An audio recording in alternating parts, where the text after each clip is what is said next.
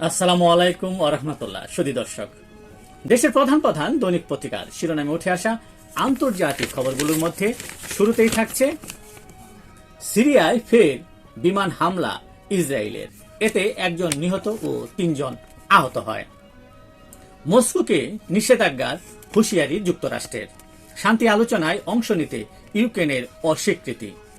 ইউক্রেনে রাতভর রাশিয়ার হামলা।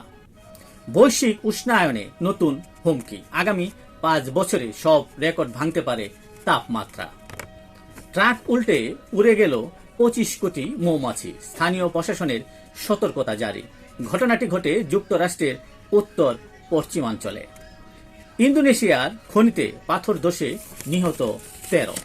এই ছিল দেশের প্রধান প্রধান দৈনিক পত্রিকার শিরোনামে উঠে আসা শীর্ষ সংবাদ, যা নিয়ে এতক্ষণ আপনাদের মাঝে উপস্থিত ছিলাম। আশা করি আপনাদের ভালোই লেগেছে।